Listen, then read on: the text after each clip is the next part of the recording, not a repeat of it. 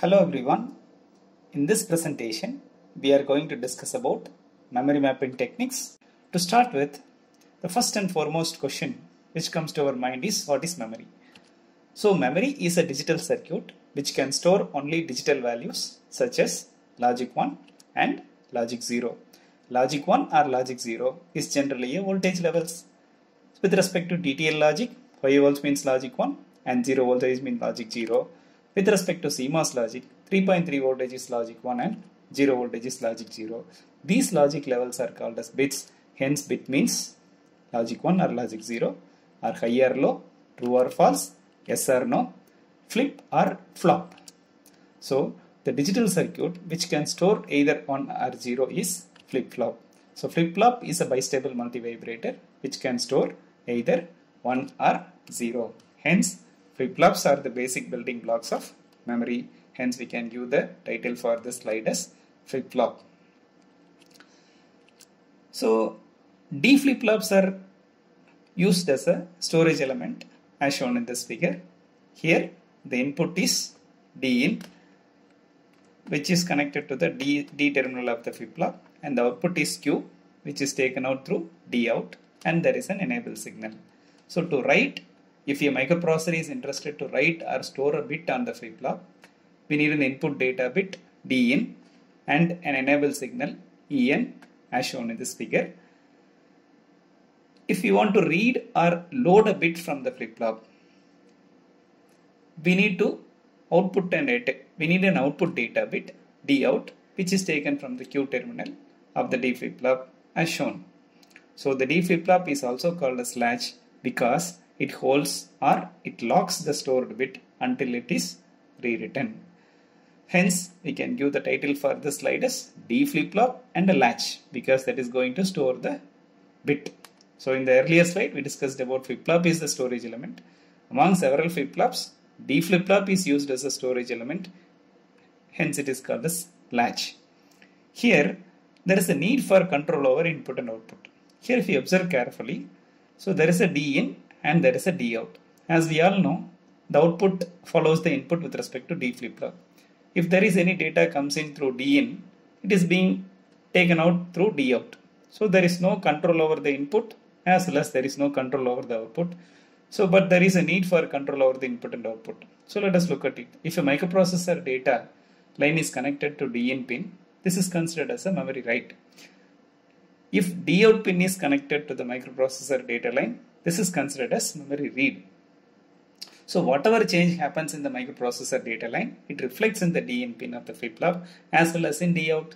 Hence, there is no control over the input and output as discussed. So to provide the control over the input and output for this D flip-flop, we need a tri-state buffer. So storage element alone is not enough. There is a need for some control. To get the control over the input and output, there is a need for tri-state buffer. So with the help of tri-state buffers, the data to the flip-flop and data from the D flip-flops is controllable. So let us discuss something about the tri-state buffer in the following slides. So tri-state buffer. So what is tri-state buffer? Look at this diagram. So here there are three states. So there is an input state, output state, and there is an enable. So tri-state logic buffer have three states, logic 1, logic 0, and the other one is high impedance state. The tri-state buffer has third line called as enable line as shown in this figure. So when this enable line is activated, output follows the input, meaning when the input is 1, output is also 1, and when the input is 0, output is also 0. When the enable line is disabled, this is very important, when the enable line is disabled, the buffer goes into a high impedance state. So what do you mean by high impedance state? High impedance state is something like a open circuit. That means it is disconnected from the system. It looks like it is disconnected from the system. So normally the current is required to drive the device in the logic 0 or logic 1 states. In the high impedance state, practically no current is drawn from the system. This is very important. So in the high impedance state, practically no current is drawn from the system. Here in the circuit, when the enable line is 1, the buffer is in high impedance state. When 0, the buffer is enabled and acts as a transparent buffer. So through this enable signal in a tri-state buffer, we have the control over the output of the buffer as well as control in the input of the buffer. So there is a commercial integrated circuits available as tri-state buffer. Here, look at the diagram. The diagram shows 74LS244, which is a unidirectional tri-state buffer. So this unidirectional tri-state 74LS244 has 8 tri-state buffers, 8 tri-state buffers as shown in this figure, so which is called as octal buffer. So the octal buffer 74LS244 is shown in this figure, is a typical example for this tri-state buffer. So the figure shows two groups of 4 buffers with non-inverted tri-state output. Buffers are controlled by the two active low enables lines. So 1G dash and 2G dash. Dash or bar. Bar means active low. So until these lines are enabled, the output of the drivers remains in the high impedance state. So when they enabled means what? When the G signals are 0, output follows the input. That means the 1Y1 which is equal to 1A1. 1Y2 will be which is equal to 1A2. So what is there in the input, that will come in the output when the tri-state buffer is enabled. When the tri-state buffer is disabled, the output remains in the high impedance state. That means whatever changes happening in the input, it will never reflect in the output. That is called high impedance state. So each buffer is capable of sinking 24 milliamps of current, and it can source 15 milliamps of current. Because of the sourcing and sinking capability, this 74LS244 unidirectional buffer is commonly used as a driver for an address bus. Now we'll discuss about the tri-state bidirectional buffer. The IC74LS245 is a tri-state bidirectional buffer. Here you can see, so data can go from A to B as well as data can come from B to A as shown. So 74LS245 is a tri-state bidirectional buffer with 8 inputs and 8 outputs. So this tri-state buffer inputs 16 bus drivers. So 8 bus drivers from left to right and another 8 bus drivers from right to left. Data transfer as shown in this figure. So for each direction with a tri-state output as shown. So that means 74LS245 includes 16 bus drivers, 8 for each direction with tri-state output as shown. So the direction of the data flow is controlled by the pin, DAR pin. What is DAR pin? Direction register. So when the DAR pin is 1, the data goes from left to right, that is A to B. When the DAR pin is 0, data goes from right to left, that is B to A. That is very clearly observed from this diagram. So there is an enable signal which is active low. There is also another enable signal which is active low signal, which is shown as G bar here. So the direction control signal as well as enable signals, both are ANDed to activate the bus lines as shown in this figure. So this device is also designed to sink 24 milliamps of current and source of 15 milliamps of current. So this 74LS245, the tri-state bidirectional buffer, is also called as octal buffer transceiver. Why it is called as transceiver? It can act as a transmitter, it can act as a receiver. Hence it is bidirectional buffer. Because of bidirectional nature, this is commonly used as a driver for the data bus. It's very interesting. Now coming to our latch with controllable buffers. So to avoid the unintentional changes in the input, to avoid unintentional changes in the input, and to control the availability of the output, we can use 2 tri-state buffers on the latch as shown in this figure. So this is the earlier diagram of D flip-flop, which can store either 1 or 0, but there is no control. Now look at this diagram. Here the same D flip-flop, but 2 tri-state buffers, 1 tri-state buffer in the input and 1 tri-state buffer in the output. Tri-state buffer in the input is enabled through write bar signal, and another tri-state buffer in the output which is enabled through read bar, meaning the data is written into the D flip-flop is controlled through write bar enable signal. Data is read from the D flip-flop is controlled through read bar signal. So 2 tri-state buffers, 1 in the input and 1 in the output of the D flip-flop, helping us to control the data input as well as to control the data output as shown in this figure. If your microprocessor can write into the latch by enabling the input buffer through write enable signal, this write bar is active low signal, which is indicated by a bar as well as a bubble. Similarly, microprocessor can read from the latch by enabling the output buffer through read enable signal or read bar. This is also active low signal, which is also indicated by a bubble. So this latch, which can store only one binary bit, and it is called as a memory cell. So a tri-state buffer, two tri-state buffers and one D flip-flop combine together to form one memory cell. Hence, we can give the title for this slide as flip-flop with a tri-state buffers as memory cell. Now, we are very clear about how a bit is stored in a flip-flop and how the bit is controllable. That means if I want to write into the flip-flop, I have a control through write bar signal. If I want to read from the flip-flop, I have a control through read bar signal. Both are write and read are happening through tri-state buffers. Hence, the knowledge in D flip-flops as well as the knowledge in the tri-state buffer will help us to understand read and write control signals of a memory, which is very interesting. Now, one D flip-flop can store one bit. If four latches are connected together, then it can store 4 bit, which is shown in the figure. Now, if we are cascading like this, as shown in this figure, there are 4 D flip-flops and there are 8 tri-state buffers. As we know, for each flip-flop, there is a need for 2 tri-state buffers. So there are 4 latches as a 4-bit register. This we can call it as a 4-bit register now, because each flip-flop can store 1 bit. So 4 registers can store 4 bits. Hence it can stay, we can say, so 1 cross 4-bit register. So the size of the memory word is 4 bits. That is, you can say 1 cross 4 bit. This indicates one register with 4 input-output lines. 1 cross 4 means one register with 4 input-output lines. So block diagram of the 4-bit register is shown here. So all the input tri-state buffers are grouped together as a block and write bar signal is an enable signal. And all the 4 D flip-flops are called as register here, which is called as 4-bit register.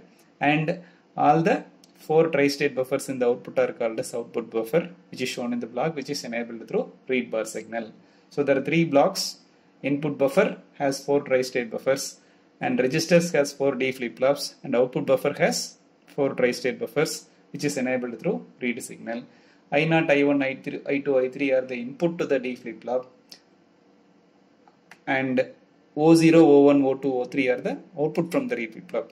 So input means we are writing into the memory and output means we are reading from the memory. Hence, writing is enabled through write bar signal and reading is enabled through read bar signal, which is very clearly given. So further, the block diagram can be reduced like this. So one input, that is, there is a data input and data output, and there is a 4-bit register. There are write control signals and read control signals as shown. So read bar and write bars are the active low lines, which is indicated through a bar and a bubble as discussed. Now it's very interesting. Single enable line is sufficient for 4-bit register as shown in this figure. Single enable line is sufficient for a 4-bit register as shown in this figure. If there are more registers, one enable line is not sufficient. If there is only one house, we can no need to name that house. If there are 4 houses in a street, we need to name that house as house number 1, house number 2, house number 3 and house number 4. Hence, it is mandatory for us to number the registers if the number of registers are more than 1. So if there are more than 1 registers, then we need to select the specified register to write to it or to read from it. To select 2 registers, a single enable bit is more than enough. That is, if enable signal is 0, you can say register 0 is selected. If enable is 1, means you can say register 1 is selected. But to select the 4 registers, say for example, 2 enable bits are necessary. So we have to number the house in the binary. Instead of calling it as 1, 2, 3, 4, you can take 0, 0, 0, 1, 1, 0, 1, 1. That 0, 0 means register 0 will get selected. 0, 1 means register 1 will get selected. 1, 0 means register 2 will get selected. And 1, 1 means register 3 will get selected. That means to select 4 registers, we need 2 bits, as we discussed, as we know already. So the decoder, here there comes a decoder. So decoder is a logic circuit that identifies each combination of the signals present at its inputs. Hence, decoders are the suitable solution for the register selection. So if the number of registers are more, meaning number of D flip-flops are there, and the number of D flip-flops forms 4-bit register or 8-bit register if it is cascaded in the column, and if the number of those D flip-flops, if they are cascaded in the row wise, then we can call it as multiple registers. So to select which register, that means if I want to write into register, I have to select the register. If there are more than one registers, which register need to be selected? That means which the enable signal has to be given only to the one register. Then only we can write into that register, then only we can read from that register. So for that, if there are more number of registers are there, means there is a need for a decoder. Hence it is mandatory for us to know decoders. So now there is a D flip-flops, there are tri-state buffers, and now there is a need for a decoder to select the corresponding register. Let us discuss something about the decoder. So here there is a circuit diagram in this slide which shows the 2x4 decoder. So the possible combination of inputs and outputs are shown in this table. So there are 4 possible inputs 0, 0, 0, 1, 1, 0 and 1, 1, which is given through A0 and A1. And there are 4 possible outputs D0, D1, D2 and D3 as shown in this table clearly. When both the inputs are 0, 0, D0 is selected and D1, D2, D3 all are 0. When any one of the input is 1, that means when A0 is 1 as shown in this table, D1 is selected. When A1 is 1, D2 is selected. When both A0 and A1 inputs are 1, D3 will get selected. Meaning, when A1 and A0 are 0, register 0 will be selected. When A1, A0 are 0 and 1, register 1 will be selected. When it is 1, 0, register 2 will be selected. When it is 1, 1, register 3 will get selected. So the decoders are very much helpful in selecting the corresponding registers. So the input signals of the 2x4 decoder is A0 and A1. The output signals of the 2x4 decoder is D0, D1, D2 and D3. For the inputs A0 equal to A1 equal to 1, the output line D3 will be at a logic 1 and the other will remain at logic 0. This is called as decoding. What is decoding? Only one among the several registers will get selected as shown in this table as per this discussion. Now we are very clear about the decoding logics of a register. Similarly, for the other possible combinations of input, only one output is selected, which is shown in this table. Hence, from this discussion, we are very clear about how a decoder works and how this decoder is helpful in selecting the multiple registers in a memory is very clear about it. Now we can go to the diagram. Now we look at this diagram in this slide. Now we look at this diagram. The 4 registers are arranged in a sequence as shown in this figure. Now you can see there are 4 registers, register 0, register 1, register 2 and register 3. If you observe carefully, how many inputs are there? There are 8 inputs. Input is named as I. So I0 to I7, I0, I1, I2, I3, I4, I5, I6. 8 inputs. Meaning there are 8 D flip-flops connected in series. So there are 16 input buffers which are connected, which is shown in this block diagram, and it is enabled through a write signal as we discussed. And there are 4 8-bit registers. This is very important. So register 0 is having 8 D flip-flops. Register 1 is having 8 D flip-flops. Register 2 is having 8 D flip-flops. Register 3 is having 8 D flip-flops. So the requirement here is, if microprocessor want to write the 8-bit data into the registers, it has to select the register first, whether the microprocessor has to write into the register 0 or it has to write into register 1 or it has to write into register 2 or it has to write into register 3. For selecting that, there is a need for a 2 to 4 decoder as shown in this table here, as shown in this diagram. So when there are 2 address lines, A0 and A1 is acting as an input to this 2x4 decoder, and there are 4 possible enable signals for this register 0. So when the address lines A0 and A1 are 0, 0, register 0 is enabled. So whether you are writing into the memory or when we are reading in from the memory, when the address lines are 0, 0, so when you are writing means, so the 8-bit data is written into the register 0 because A0 and A1 are 0, 0. If we are reading from some of the registers, if A0 and A1 are 0, 0, the data in the register 0 will get read if the read enable signal is active low, when it is becoming 0. So now this is very clear. Now look at the screen. So to write into or read from any one of these registers, a specific register should be identified or enabled. This is done using a decoding function with 2x4 decoder as shown in this diagram. It's very clearly highlighted and shown. Two input lines A1 and A0 are called as address lines, which are required to the decoder. These four combinations of 2-bit identifies 4 registers. So the enable signals of the flip-flops. Now if you observe carefully, the enable signals of the flip-flop is replaced by 2 address lines A0 and A1 to the decoder as shown.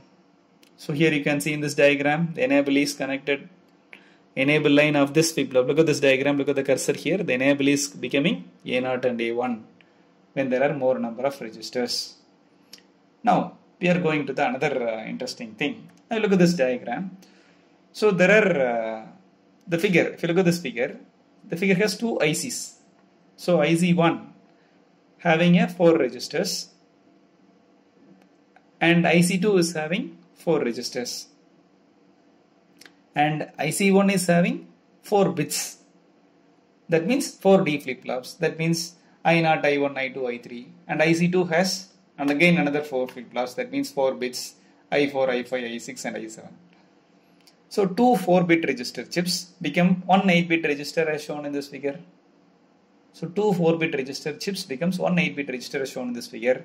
So this is the illustration of how a smaller word size chips can be connected to make up a 8-bit word size memory. So there are 2 4-bit ICs which are connected together to form a 1 8-bit IC, where the lower nibble is stored in one IC and the higher nibble is stored in another IC. But the address lines A0 and A1 are common to both the chips, and write bar signal and read bar signals are also common to both the chips. So reading the lower nibble from IC number 1 and reading the higher nibble from IC number 2 help us to read 1 byte of data which is read from the 2 chips, which is very interesting. Similarly, 4 4-bit registers IC chips becomes 1 16-bit register, and it goes on. So to select 4 registers, 2 address lines are needed as shown. So we can understand a memory as a matrix. This is very important.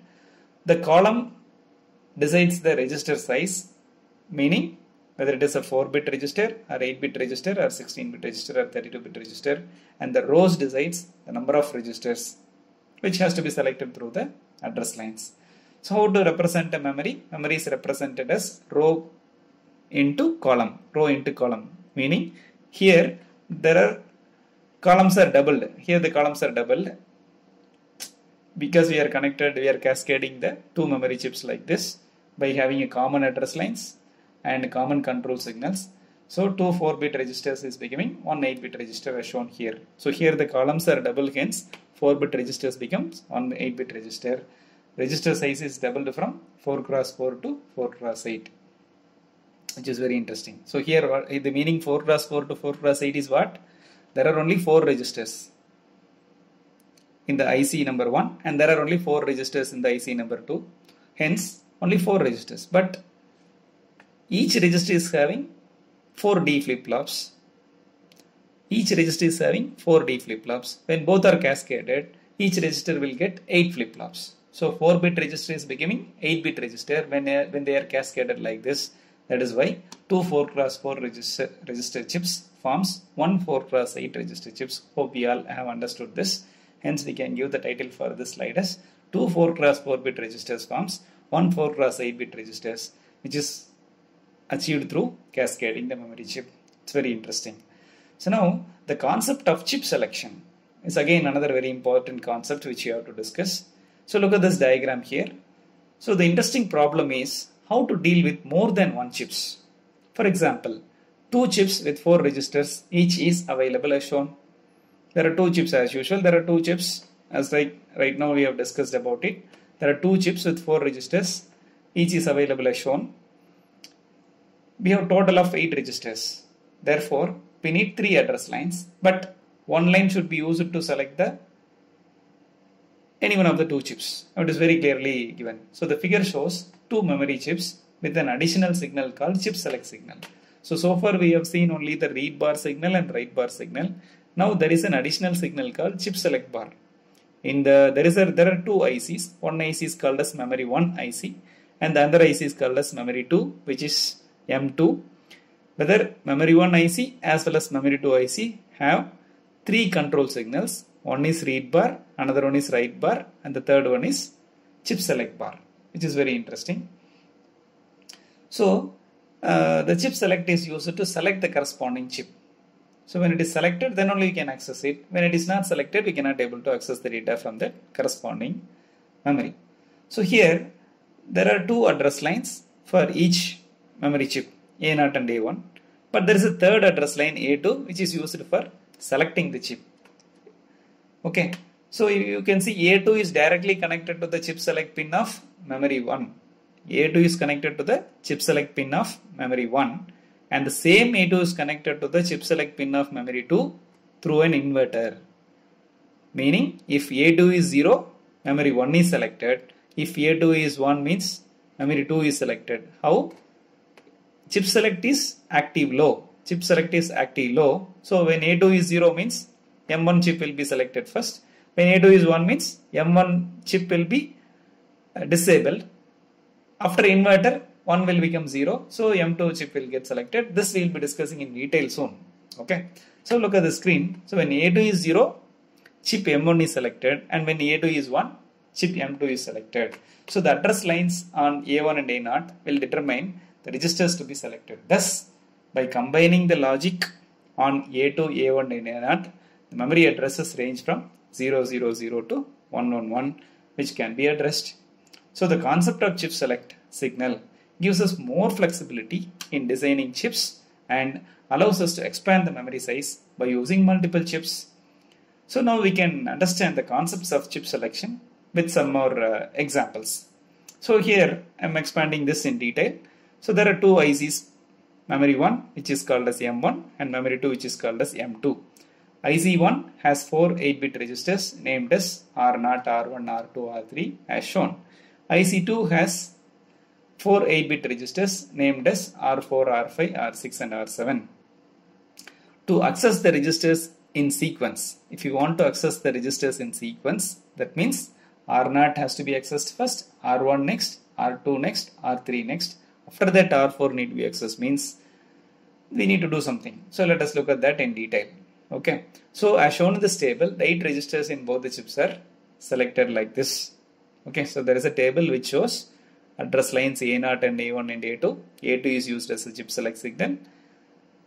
And the last column shows the IC, meaning M1 IC and M2 IC. That is memory 1 IC and memory 2 IC. So when the memory 1 IC is selected, as long as A2 is 0, chip select is also 0. Chip select for memory 1 chip is 0. Hence it is 0, 0, 0, 0. So the memory 1 chip will get selected. When A2 is 0, during that time if the address lines A1 and A0 is 0 means R0 will get selected. 0, 1 means R1 will get selected. 1, 0 means R2 will get selected. 1, 1 means R3 will get selected. Look at the screen, look at the table, look at the cursor. So when A2 becomes 1, M2 gets selected. How? If the address line A2 becomes 1, it is inverted. It is inverted means it becomes 0.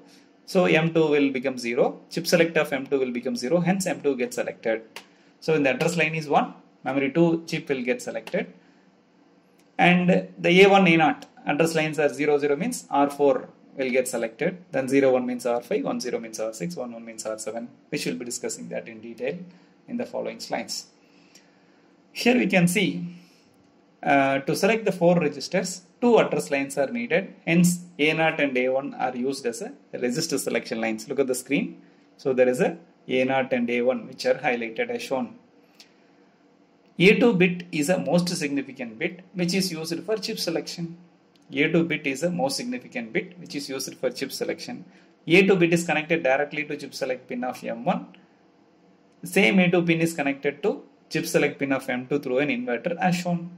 It's very clearly highlighted and now it is very clear for all of us.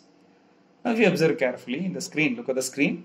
To access the registers in sequence, if you want to access the registers in sequence, M1 chip is selected by making address line A2 as 0 as shown. If A2 is 0 means chip select will of memory chip M1 will become 0 as shown.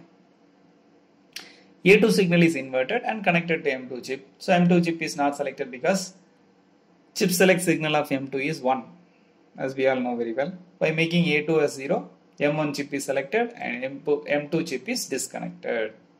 It's very interesting, which is the highlighted diagram shows very clearly how it works. Now, by using A0 and A1 as 0, 0, R0 will get selected as shown. So to access the register R0, the address lines A0 and A1 is made 0 as shown in this table. A0 is the least significant bit, as we all know. Now, if A0 and A1 is 0, 1, R1 will get selected. If A0 and A1 is 1, 0, R2 will get selected, as very clearly simulated, very clearly animated in the screen. You can observe this carefully. When address lines are 0, 0, R0 will get selected. Look at the table as well as look at the diagram. When both the address lines are 0, 0, R0 will get selected. When address lines are 0, 1, R1 will get selected. 1, 0, R2, 1, 1 means R3. After that, A2 will become 1. When A2 becomes 1, memory 2 will get selected as shown in this diagram. When A2 is 1, memory 2 will get selected as shown in this diagram. After that, if A1, A0 are 0, 0, R4 will get selected. Then 0, 1 means R5, 1, 0 means R6, 1, 1 means R7. Like this, all the 8 registers can be selected from the 2 chips using the chip select signal also. Now it is very clear. Now we are going for another interesting problem. So far, there are 4 registers and we have used 3 address lines. In this previous discussion, there are 4 registers. There are 8 registers, so 3 address selection lines. So there are n address lines, 2 power n locations. Here the n address lines means 3 address lines and there are 8 locations. So both are equal. That means if there are 3 address lines, there are 8 possible combinations. And for each combination, there is a possibility for us to select one register. So far our discussion is very clear. So the number of address lines is 3. Number of registers is 8. So all possible combinations of 3 address lines can address any one of this register. That is the thing that we have understood so far. Now there is another interesting thing. If the number of address lines are more and the number of memory is less, then what to do? That is the problem that we are going to discuss now. If you look at the screen, now it is very interesting. Look at the screen. There are 4 registers. There are 8 registers. There is an IC called M1. There is an IC called M2 as usual. IC M1 have 4 registers and IC M2 has 4 registers, which is called as R0, R1, R2, R3 in M1, R8, R9, R10, R11 in M2. So there are 8 registers. But the number of address lines is 4. If you look at this table, if the number of address lines is 4, how many possible combinations will be there? So 2 power n, that means 2 power 4. 2 power 4 means 16 possible combinations as shown in this table. So A0, A1, A2, A3. A3 is MSB. If you make all the possible combinations as shown in this table, 0, 0, 0, 0, 0, 0, 0, 1 up to 1, 1, 1, 1. So there are 16 possible combinations is possible through address lines A0, A1, A2, A3. But we need to select only 8 registers. So among 16 possible ways, we need only 8 address. So how it is being done, that is what the thing which we are going to discuss now. So look at the table, look at the diagram, and now listen. So we have 4 address lines and the 2 memory chips with 4 registers. 4 address lines are capable of identifying 16 registers. However, we need only 3 address lines to identify 8 registers. What should we do with the 4th line? So 3 address line is more than enough to select 8 registers. But there is one more address line, which is the 4th address line. What to do with the 4th address line is the question. So let us discuss about that. So now the solution is to shown in the figure above. So shown in the figure above means what? So A0 and A1, if you observe carefully in the screen, A0 and A1 are the 2 address lines to select 4 registers. In M1, similarly A0 and A1 are the 2 address lines which is available in M2 to select this 4 registers.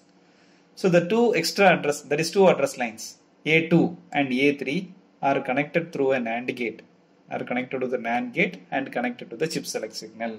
Now the moral here is, if the number of registers are minimum, if the number of address lines are maximum, what shall we do? So we should use the n address lines for selecting 2 power n registers. The remaining address lines must be used like this to select the chip select signal, to select the chip.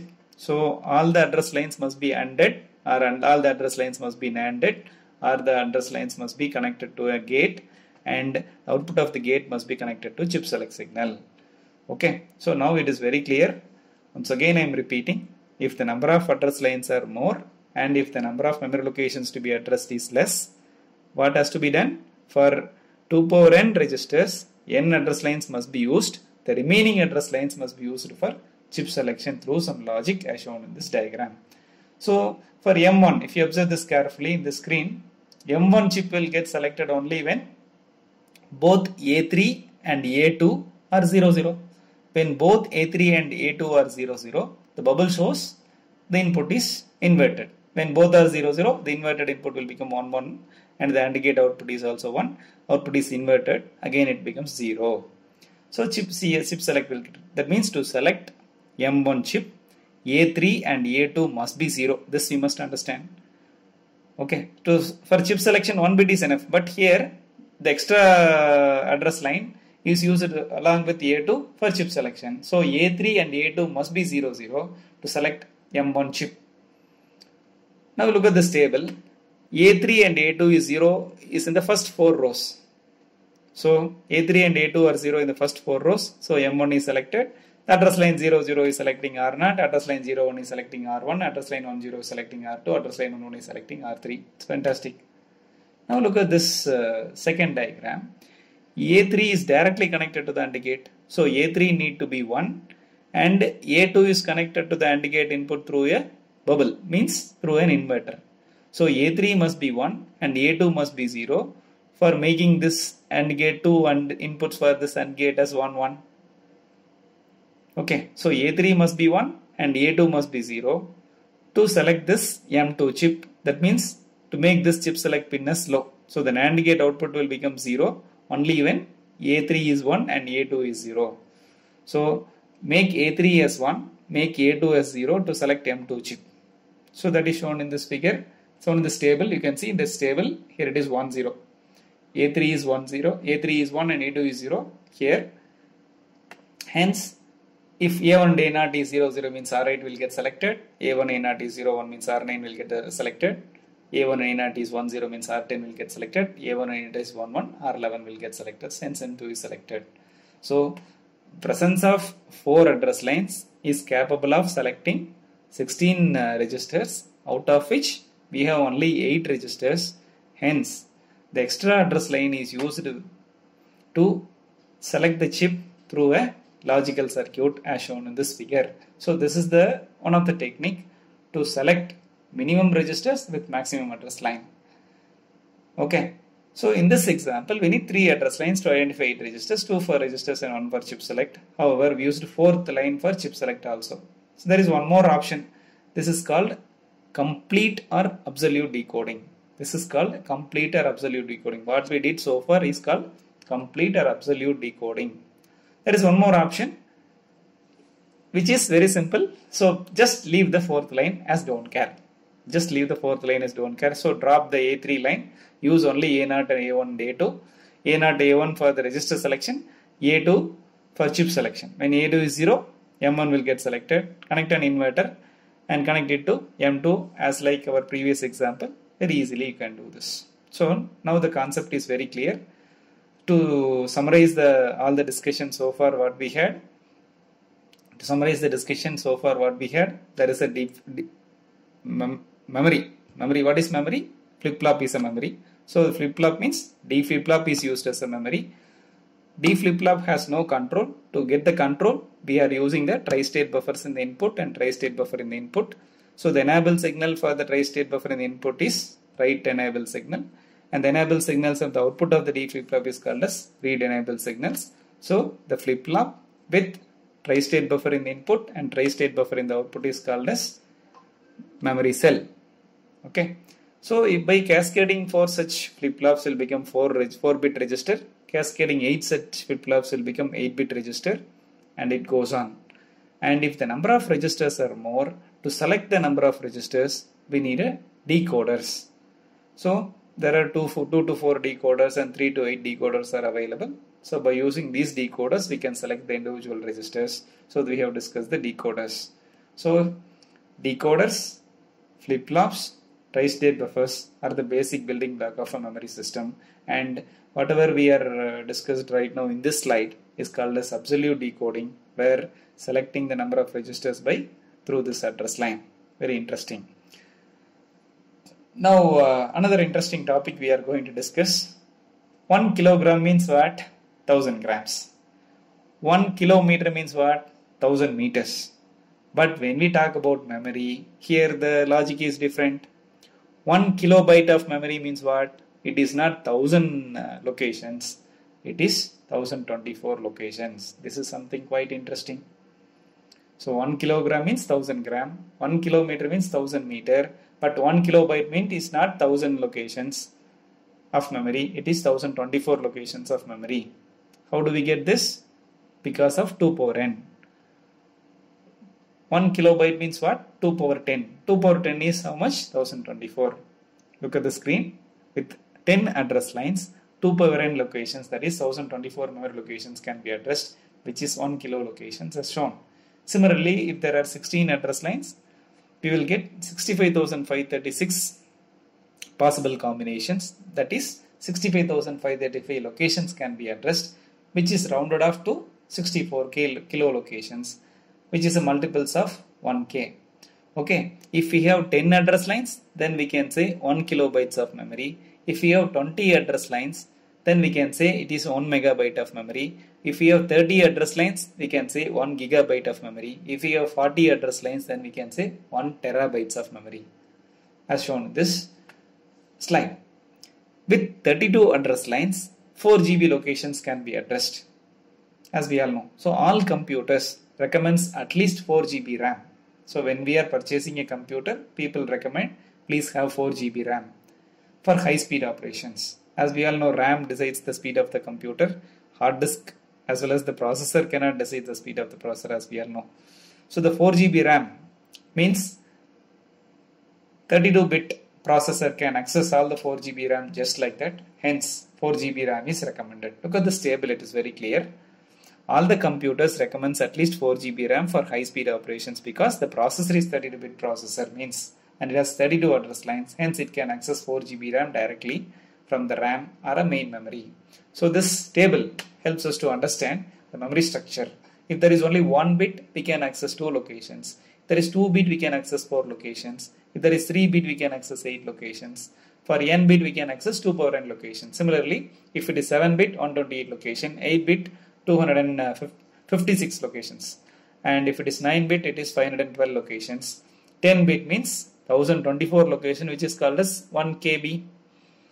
If it is 11 address lines means 2048, but it is called as 2K. 12 address lines means 4096, it is called as 4K.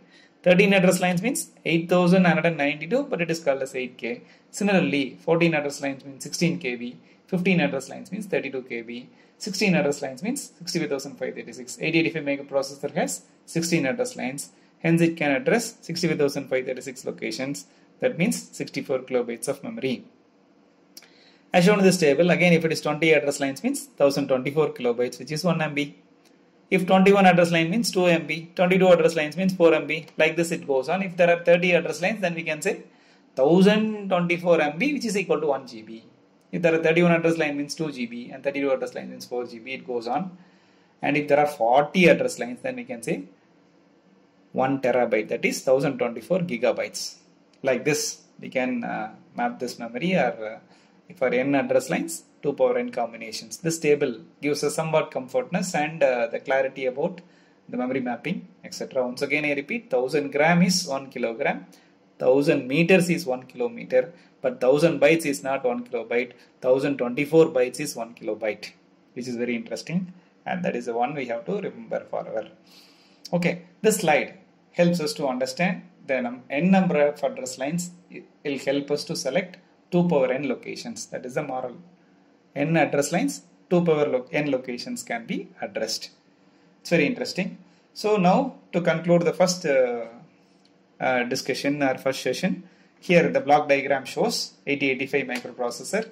This 8085 microprocessor has a memory, input device and output device. To access this memory, there is an address line. Because 8085 microprocessor is an 8-bit processor which has 16 address lines, hence it is shown as A0 to A15. So A0 to A15 is an address line. So through this address line, memory is connected, input device is connected, output device is connected through the address bus. And there is something like a data bus where the data from the memory is read, data from the input device is taken, and the data to the output device is written through this data bus. And there is something like a control bus. Okay, so there is an address bus, just now we have discussed, which is mandatory for addressing the corresponding register in the set of registers in a memory. And there is a need for data bus, which helps us to bring the data from the memory to the processor as well as write the data from the processor to the memory. Hence, data bus is bidirectional, address bus is unidirectional. For address bus, 74LS244 driver is used, which is unidirectional tri-state buffer. For data bus, 74LS245 bidirectional buffer is being used as discussed right now.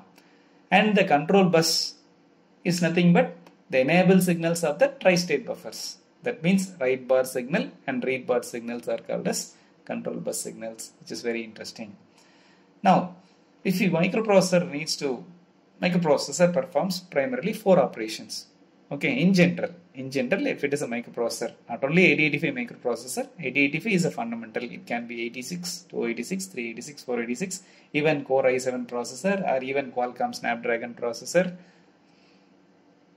sitting in our mobile phone, all uses the same principle. If it is a microprocessor, means it can perform primarily 4 operations. Operation number 1 is memory read operation. That means it reads the data or instructions from memory. Number 2, memory write operations. That means it writes the data or instructions into the memory. And the third one, input output read. That means it accepts the data from the input device such as keyboard, and input output write. That is, it sends out the data to the output device like display. So microprocessor performs 4 operations: memory read operation, memory write operation, input output read operation, input output write operations. Other than these 4, microprocessor is not at all doing anything, which is very interesting. So how a memory and microprocessor can communicate? To communicate with memory and the microprocessor need to perform the following steps. First step is to identify the memory location. In which location I have to communicate. Communicate means from which location I have to read the data or to which location I have to write the data. After that, we have to transfer the information. First, we have to identify the memory location. For that, we need address bus. Transfer the binary information. For that, we need data bus. And to provide the timing or synchronizing signals, we need control bus. Control bus in the sense read or write control signals. Okay. So the 8085 microprocessor performs these functions using the 3 sets of communication lines called buses: address bus, data bus, and control bus are shown in this diagram once again. So there are address bus, there are data bus, and there are control bus, which is highlighted. Address bus is going to select the corresponding location. Data bus is used to transfer the binary information to and from the memory. And the control bus is used to synchronize between microprocessor and the peripheral to whom we are communicating, which is very interesting. So quickly we'll refresh the address bus, data bus, and control bus of the microprocessor, which will help us to understand so many other concepts in detail. So the address bus is a group of 16 lines, generally identified as A0 to A15 in 8085 microprocessor. As we all know, address bus is unidirectional. The microprocessor uses the address bus to perform the first function. What is the first function? Identifying the peripheral or a memory location. So the number of address lines of the microprocessor determines its capacity to identify different memory locations. So the 8085 microprocessor has 16 address lines and it is capable of addressing 2 power 16. So 65,535 memory locations can be addressed. So the table shows for n address lines, 2 power n memory locations can be addressed. This we all know as discussed.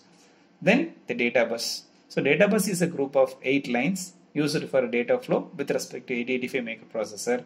The term data refers to any binary information that may include an instruction, an address, or a number.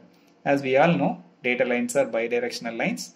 Microprocessor use this data bus to perform the second function. What is the second function? Transferring the binary information. The 8 data lines enable the microprocessor to manipulate 8 datas which are ranging from 00 to FF hexadecimal values. In decimal it is 256. 8085 microprocessor is an 8-bit microprocessor because it has 8 data lines and it can compute 8-bit data. Look at the table, look at the screen here.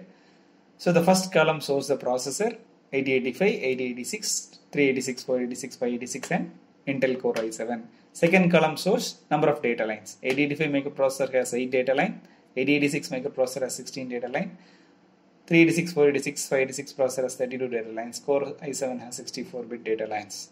So number of data lines determines number of bit processors. So 8085 is an 8-bit processor, 8086 is a 16-bit processor, and 386, 486 and 586 is a 32-bit processor, and Core i7 is a 64-bit processor, which is fantastic. So the number of address lines determines the size of the processor. It is 8-bit or 16-bit or 32-bit. Now coming to the control bus. So the control bus is comprised of various single lines that carry synchronization signals. The microprocessor uses such lines to perform the third function, that is providing timing signals. Control bus is not groups of lines like address and data bus, but individual lines that provide a pulse to indicate a microprocessor operation. Microprocessor generates specific control signals for every operation it performs, such as memory read or IO write. When microprocessor is intended to read an instruction from a memory location, microprocessor places the 16-bit address on the address bus. Through the decoder logic, the memory location is identified. Microprocessor sends the pulse called memory read as a control signal. The pulse activates the memory chip and the contents of the memory locations are placed in the data bus and brought inside the microprocessor. Fantastic. It's very clear. Hence, to conclude the memory part, memory is an essential component of a microcomputer system. It stores the binary instructions and data for the microprocessor. So there are various types of memory which can be classified into two groups. One is prime memory or main memory, which includes read-only memory and random access memory. And there is a storage memory, which is magnetic tapes and disks. To communicate with the memory, microprocessor should be able to select the chip, identify the register, read from the memory or write into the memory. Reading only is possible if it is read-only memory. Writing is possible if it is random access memory. So now look at the slide. It is very interesting. So there are 16 address lines, A0 to A15. So 16-bit memory address is coming here. And there is a memory chip where the numbers 2000, 2001, 2002, 3, 4, 5, 6 are 16-bit address. Okay. This 2 means it is a nibble. That is 0010. This 0 means that is also nibble 0000. So 2000 hexadecimal value is 16-bit A0 to A15. So this is the address of this location. 2000 is the address of this memory location. 2001 is the address of this memory location. 2002 is the address of this memory location. It is very interesting. And because it is 8-bit memory, look at this diagram, look at the slide. Because it is 8-bit memory location, the data stored in the address 2000 is 06. Data stored in the address 2001 is 78. Data stored in the address 2002 is 3E, as we all know. 06 means what? It is an opcode for move immediate B, which is a 2-byte instruction. The data which is moved to the B should be 38. And as we all know, this is an opcode for move immediate A. 3E is an opcode for move immediate A. And F2 is what? The data to be moved to the accumulator. So one data which is 76 is in the B register, another data which is in the accumulator. What is 80? Add B. So add F2 and 78. That is what?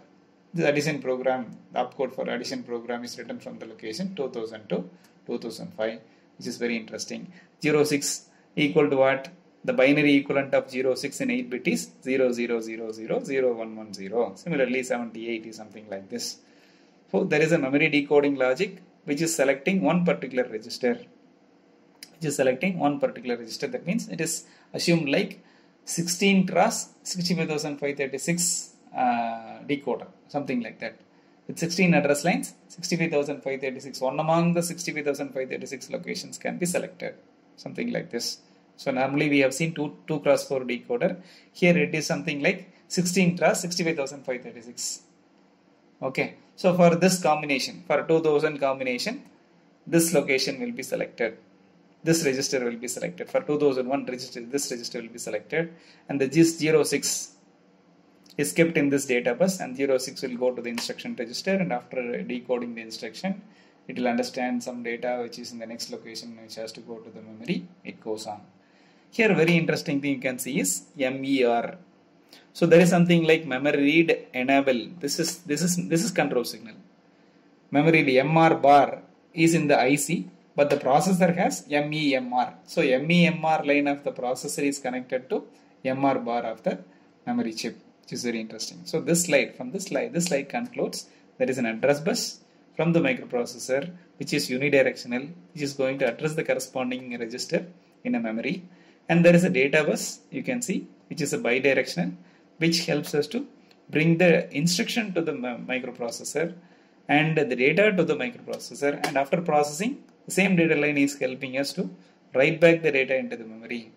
So the instructions data can go from memory to the processor as well as the processor to the memory through the data bus. Hence data bus is bidirectional. Hence there is a control bus also. Through this control bus you can identify whether I am going to read from the memory or whether I am going to write into the memory. It's very interesting. Okay, now summary of memory. It's very interesting. Summary of memory. So the memory chip requires address lines to identify the memory register. The number of address lines requires is determined by the number of registers in a chip.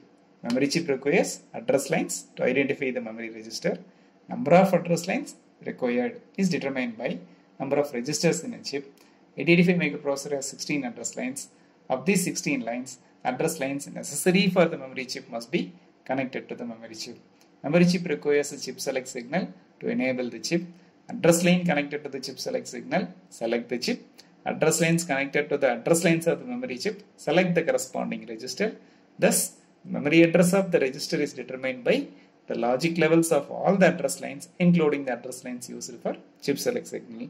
The control signal read bar enables the output buffer, and the data from the selected registers are made available on the output lines. Similarly, the control signal write bar enables the input buffer, and the data on the input lines are written into the memory cells. Microprocessor can use its memory read and memory write MEM R bar and MEM W bar control signals to enable the buffers and the data bus to transport the contents of the selected register between microprocessor and memory. The bidirectional data bus is used to exchange instructions and data between memory and microprocessor. Model of typical memory chip representing the above requirement is shown here. Look at this diagram here. Figure A represents the RAM, random access memory, which is called as read-write memory. Figure B represents the read-only memory. The only difference between random access memory and the read-only memory is what? In the read-only memory, only read signal alone is present. In the random access memory, both read signal as well as write signal is present. Chip selection signal is available in both read-only memory and random access memory because both the chip need to be selected whenever required. So internally, the memory cells are arranged in a matrix format as discussed. So row means address lines, column means number of D flip-flops as discussed very clearly.